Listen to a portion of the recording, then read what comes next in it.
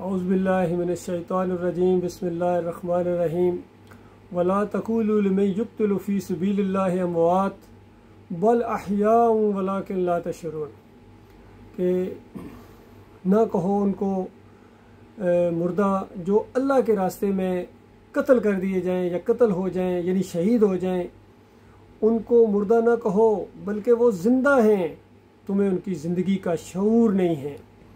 سورہ آل عمران میں فرمایا بل احیاء عند ربہم یرزقون، کھول دی اس بات کو کہ وہ اللہ کے پاس زندہ ہیں اور رزق دیے جا رہے ہیں۔ پھر حدیث کے اندر اس کی وضاحت آ گئی، جنت کی نہروں پر آنا جانا شروع کر دیا، عرش الہی کی نیچے سونے کے محلات ہیں جس کے اندر آ کر بسیرا کرتے ہیں۔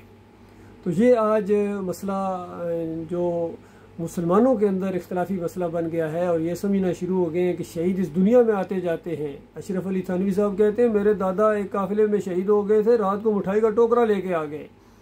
شاہ ولی اللہ صاحب کہتے ہیں میرے والد صاحب اس طرح واپس آ گئے۔ سب نے ایک کھیل بنایا ہوا ہے دین کو۔ تو یہ اختلاف اس بات کے اوپر ہے کہ شہداء جنتوں میں زندہ ہیں یا قبروں میں زندہ ہیں۔ اور بتاؤ قبروں کے اندر عرش الہی ہے؟ کوئی ذرا دماغ نہیں کام کرتا آپ کا آج کے علماء۔ اصل میں دین انہوں نے اجرت کا ذریعہ بنا لیا ہے، اور دین ان کے پیٹ کے ساتھ لگ گیا ہے، اس وجہ سے یہ قبر پجوانا چاہتے ہیں، عرس اور میلے تاکہ قائم رہیں، شہید بابا کے اوپر چادریں چڑھتی رہیں، چمٹے بجتے رہیں، ڈھول بجتے رہیں۔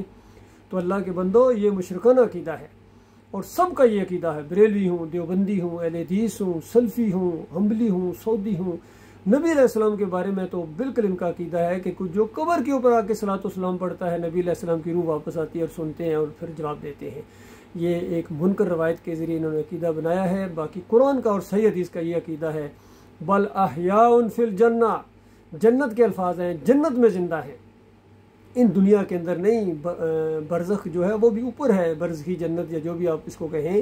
بہرحال اس دنیا کے اندر ان کی جائیداد بانٹی جاتی ہے، ان کی بیویاں بیوہ ہوتی ہیں، بچے یتیم ہوتے ہیں، ان کی روح نکلتی ہے تو ان کو شہید کہا جاتا ہے۔ اگر روح اندر ہو، زخمی ہو جائیں شدید، اور بعد میں یعنی فوت نہ ہوں تو کہتے ہیں غازی ہے، روح نکلے تو کہتے ہیں شہید ہے۔